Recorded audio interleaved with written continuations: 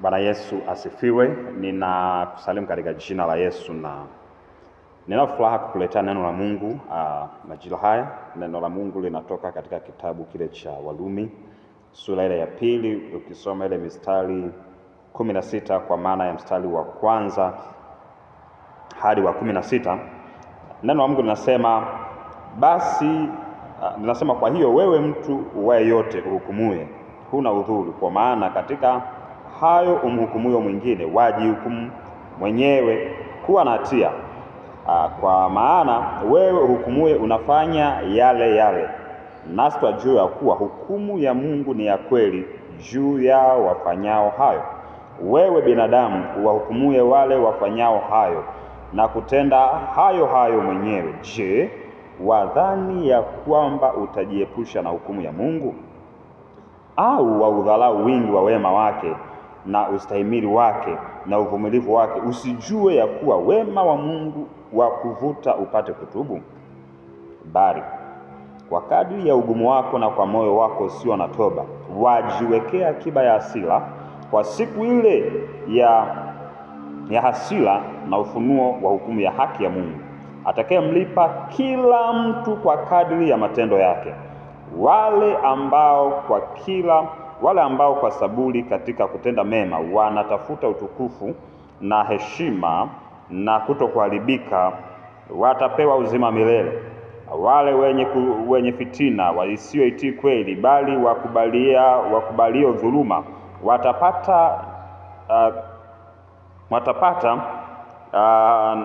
nadabu, hasira na ghadhabu, dhiki na shida juu ya kila nafsi ya mwanadamu atendaye uovu, Myahudi kwanza, Myunani pia, bali utukufu na heshima na amani kwa kila mtu atendaye mema, Myahudi kwanza na Myunani pia, kwa maana hakuna upendeleo kwa Mungu. Mstari wa 11 huu, kwa maana hakuna upendeleo kwa Mungu. Na inaendelea kusema, na mstari wa mwisho, mstari wa 16 anasema, katika siku ile Mungu atakapozihukumu siri za wanadamu sawasawa na injili yangu katika Kristo Yesu. Haleluya, haleluya. Kifungu hiki cha maandiko tulichosoma kinatoka kwenye waraka wa Paulo mtume kwa Warumi. Aliandika kanisa ile la Rumi ambalo alikuwa anajiandaa kwa ajili ya kwenda kulitembelea katika safari yake ya 3 ya kimisheni. Wakati anajiandaa akaandika huu ujumbe kwa ajili ya kanisa lililoko Rumi, na anaandika specifically kwa ajili ya kuwapa taarifa kwamba anajiandaa, lakini kwa ajili ya kuwaimarisha hawaumini waliokuwa Rumi kwa habari ya kuishi maisha ya utauwa, maisha ya kumpendeza Mungu, maisha ya kumwamini Mungu, maisha ya imani isiyo na tashwishi, wakijua kuwa mwisho wa siku Mungu atakapofunuliwa atazifunua siri zote za wanadamu. Sasa natamani nikushirikishe mambo 7 au kanuni 7 ambazo Mungu anazizingatia anapotoa hukumu.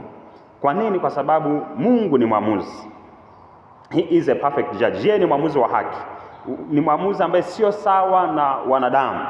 Wanadamu wanaweza kuwa na some defects, wanaweza kuwa na limitations katika kutoa kwa hukumu, lakini Mungu ni mwamuzi wa haki. Na kwa sababu ni mwamuzi wa haki, amesema kwamba kuna siku ambayo atarudi, na kuna siku atakaoketi kwenye kiti cha enzi. Atakapoketi kwenye kiti cha enzi, haitakuwa tena habari za negotiation, haitakuwa habari za makubaliano na majadiliano, itakuwa ni habari za kupass on judgment, kutoa hukumu.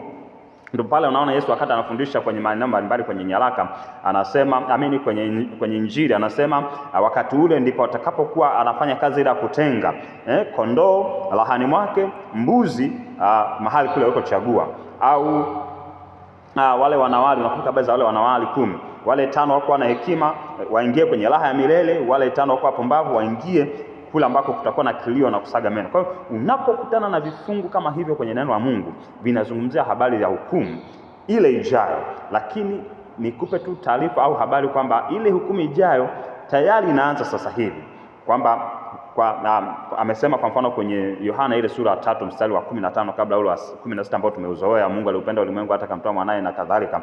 Anasema aliye na mwana tayari ana uzima milele, asiye na mwana tayari huyo amekwisha kuhukumiwa, kwa sababu hakumwamini yule mwana pekee ambaye Mungu amemtuma. Kwa hiyo manake judgment, hukumu ya Mungu imeanza, lakini atakapokuja Yesu inakuja kuwa kwenye climax au kwenye consummation, inakuja kuwa kwenye kilele cha hukumu ya Mungu. Sasa wakati Mungu anahukumu, ni vitu gani anaviangalia? Nafikiri ni muhimu sana ukavijua, ili hata wewe ujipime katika hivi vipengele 7 au katika haya mambo 7, ujue wewe nafasi yako iko wapi, kama kuna jambo la kuweka sawa au kama kuna jambo la kuendelea kushikilia. Ujue Mungu anapotoa hukumu yake, Mungu anapo pass on judgment, yeye anaangalia vitu gani. Jambo la kwanza nalo liangalia, ni vizuri ukajua kwamba hukumu ya Mungu ni hakika. Kiingereza wanatumia neno certain. Kama kuna kitu unaweza kuwa naweka nacho, ni kwamba Mungu atakuja kuhukumu ulimwengu. Na Mungu, hukumu ya Mungu itakapokuja ni swala la uhakika.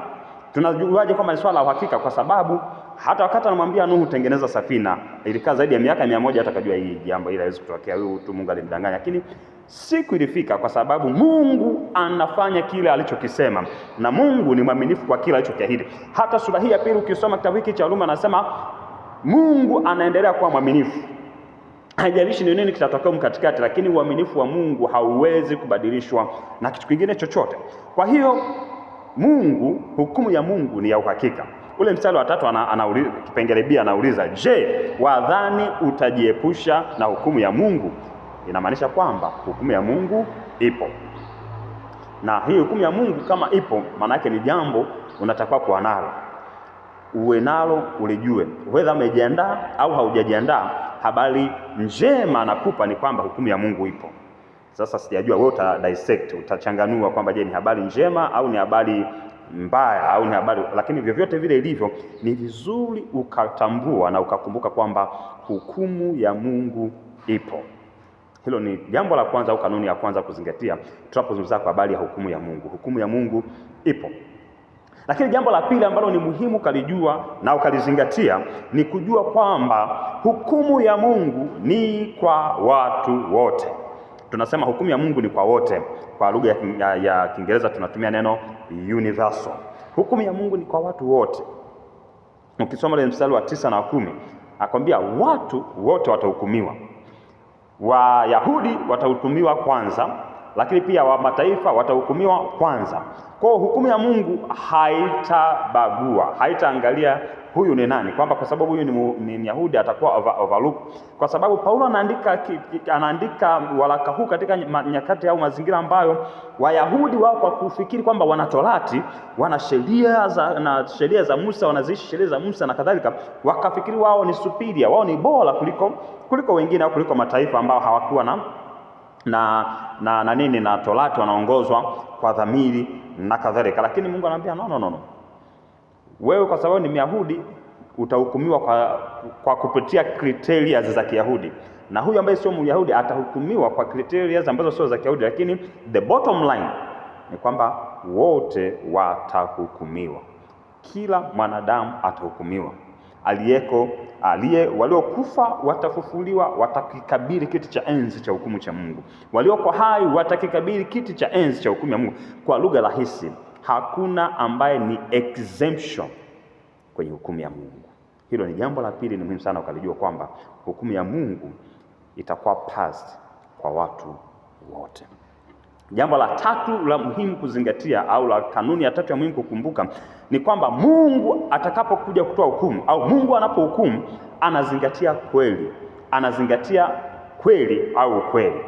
Wanadamu wanaweza kupass on judgment. Unajua tuna mahakama zetu, lakini tuna mabaraza ya mashauri na mabaraza ya kutoa maamuzi mbalimbali.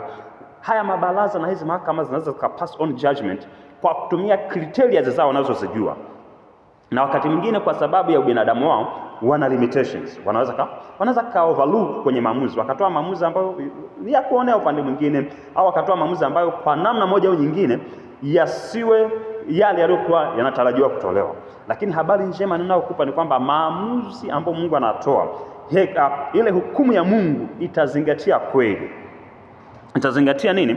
Itazingatia kweli. Maana yake kwamba ndio maana kwa Wayahudi wao wanasema wanatii sheria au wanatii Torati, Mungu atawahukumu kwa kuangalia Torati inasema nini na wao waliishije. Je, waliishi in align kwenye Torati inachosema, au waliishi contrary na vile Torati inavyosema? Kwa watahukumiwa kwa kuangalia kweli ya Torati inasema nini kwa habari ya kile walicho takuwa kukiishi. Lakini kwa wale ambao sio Wayahudi, kwa maana wa mataifa, wao na wenyewe wana dhamiri, Ndio maana ukisoma, ukirudi nyuma kidogo, sura ya kwanza mstari wa 18 mpaka 32, Mungu anazungumza na mataifa, watu wa mataifa ambao sio Wayahudi, ambao wao hawakuwa na sheria, hawakuwa na Torati, lakini kwa kweli Biblia inasema kwenye Yeremia sura ile ya 33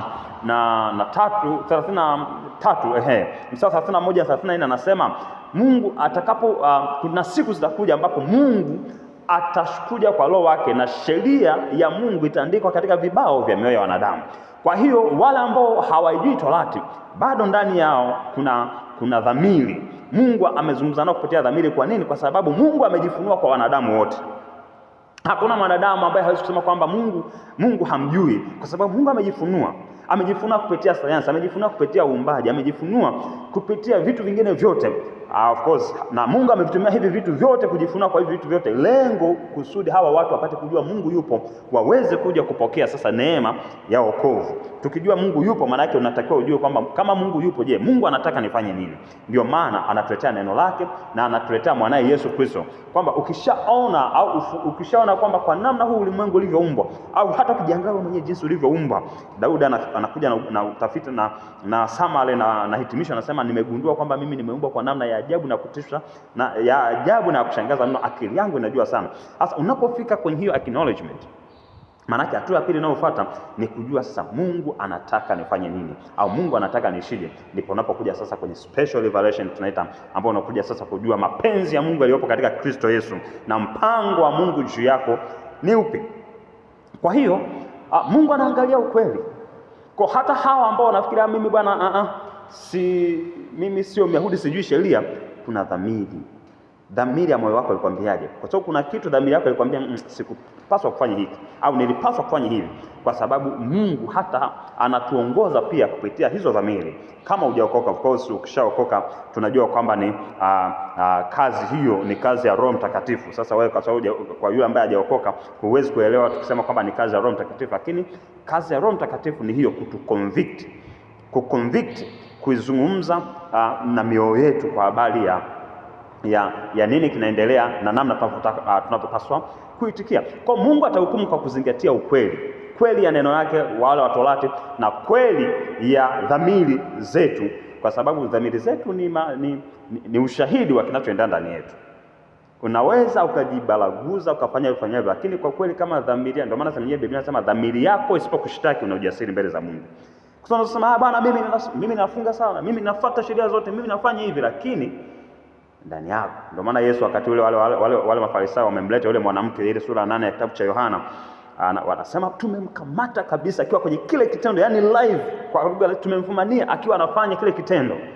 Yesu akaangalia akasema, hawa watu ni kweli matendo yao yanaonyesha wanatii sheria, wanajua Torati ya Musa inasemaje mtu akikamatwa kwenye kitendo kwamba atakiwa apigwe mawe na kadhalika, lakini hiki wanachokifanya, mbona dhamiri zao haziko hivyo? Mbona wao na wenyewe wana mambo yao ambao kama ingewekwa wazi wasingeweza? Yesu akainama chini akaandika kawa kimya, hapo akainuka.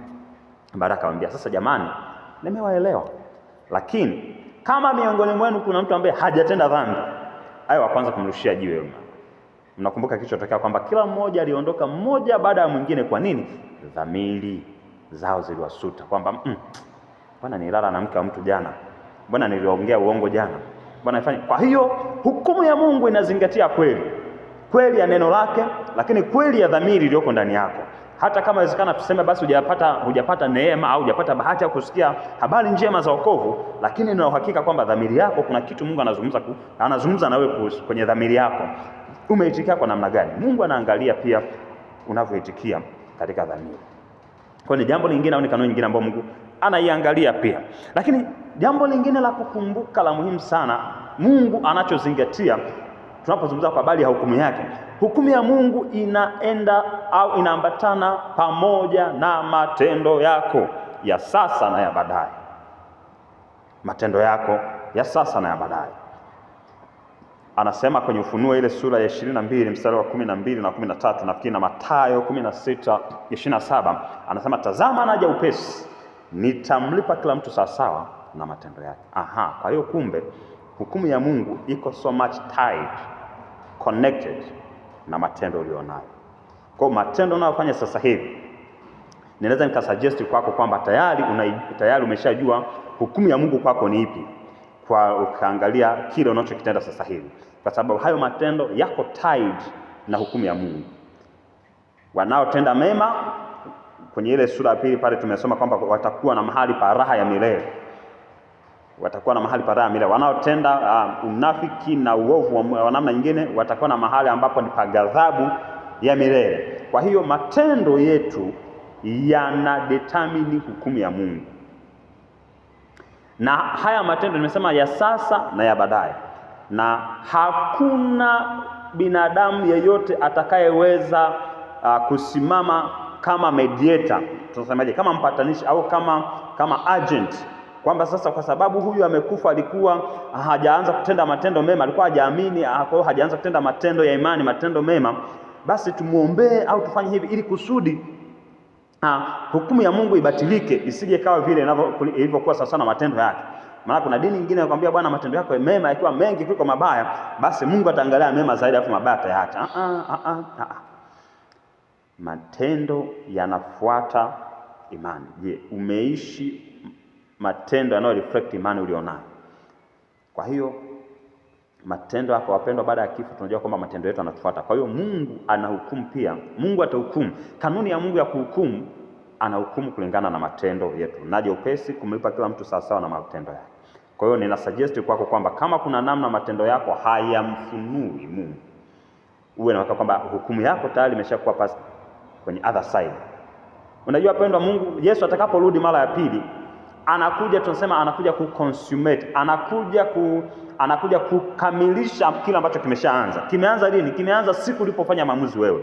Siku ulipoamua kufanya maamuzi kwamba mimi nitatenda matendo haya na hakuna mtu akuniingilia, ndio siku ambayo tayari hukumu ya Mungu imeshaanza kupaswa, kwa sababu ulijua ulichotakiwa kufanya na haujafanya, au unajua usichotakiwa kufanya na umefanya wakati utaki kufanya, tayari umeshaanza process za judgment ya Mungu. Mungu anapokuja ni kukamilisha sasa, kutenga kwa sababu wewe ulichagua kuanzia hiki na umeendelea na hicho mpaka sasa hivi, wewe nenda kwenye raha ya milele, wewe nenda kwenye ghadhabu ya milele. Kwa hiyo tayari hivi tunavyozungumza tuko kwenye hukumu ya Mungu, imeshaanza naendelea mpaka ile siku ya mwisho.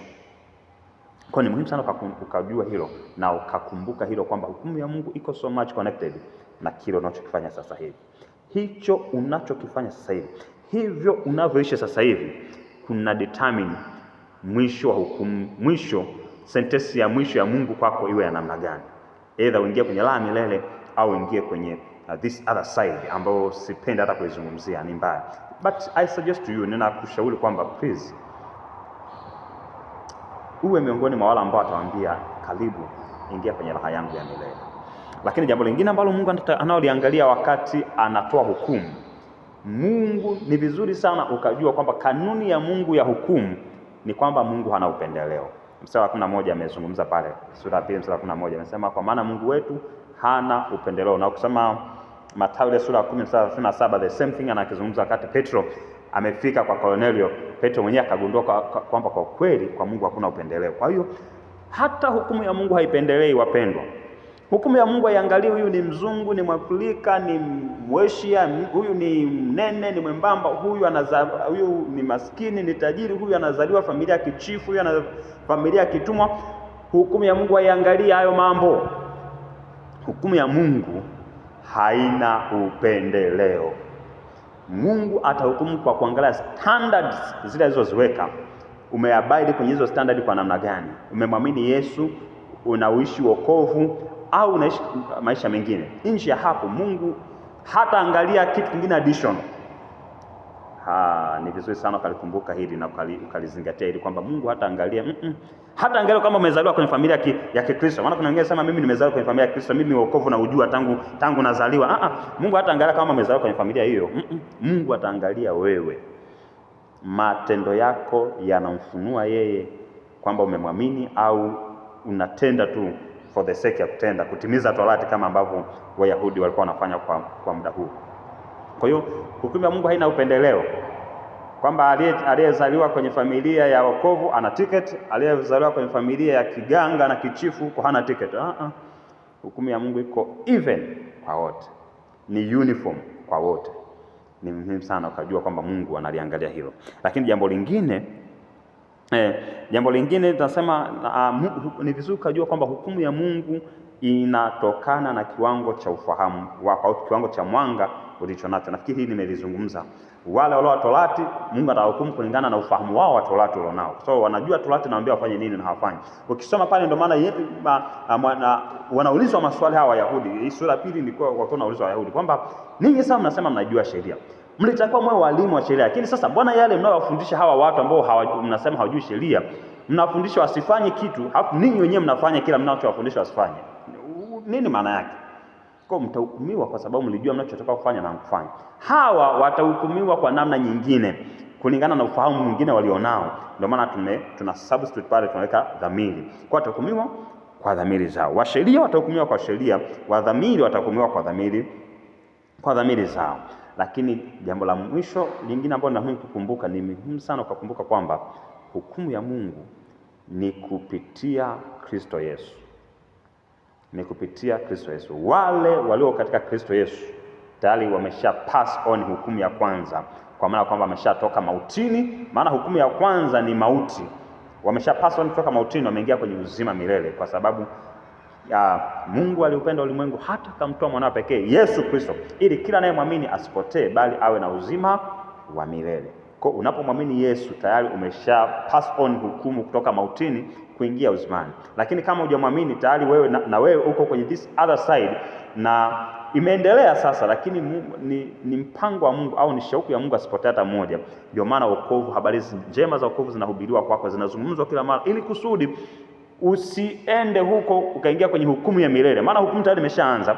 Wasiwasi na concern ya Mungu ni kwamba siku ile isifike ukao huko kwenye point ambayo hauwezi kutoka huko tena ukaja kwenye raha milele. Kwa sababu kwa mfano kama ukifa hujaokoka, automatically hata kama tungekuombea siku nzima au miaka yote, hakuna namna yale maombi yatakuhamisha kutoka mautini kuingia uzimani, kwa sababu hayo maamuzi unayofanya unapomwamini Yesu. Ndio maana tunasema hata hukumu ya Mungu inaangalia walio katika Kristo Yesu, waliomwamini Yesu, wanaomfanania Yesu, wanaomwishia Yesu, wanaoishi kumpendeza Yesu. Hao ndio ambao wako this other side, ngambo ya mto, wako katika wana uhakika wa kuingia katika raha ya milele. Mimi naomba nikuulize, wewe umejiandaaje na hukumu ya Mungu? Umejiandaaje na hukumu ya Mungu? Kwa sababu uhakika ni kwamba hukumu ya Mungu ipo. Hukumu ya Mungu ni kwa wote. Hukumu ya Mungu inategemea na inaangalia matendo yako, vile unavyoishi. Hukumu ya Mungu haina upendeleo. Hukumu ya Mungu inategemea na kile unachokijua, kila ambacho dhamiri yako inakwambia. Hukumu ya Mungu ipo katika kumwamini Yesu. Kuna kugarantii usalama wakati Mungu atakapokuwa anatoa hukumu yake. Ni muhimu sana kutafakari hili na kujiweka katika mazingira salama ya kukabiliana au ya kuingojea au kuitarajia hukumu ya Mungu katika jina la Yesu.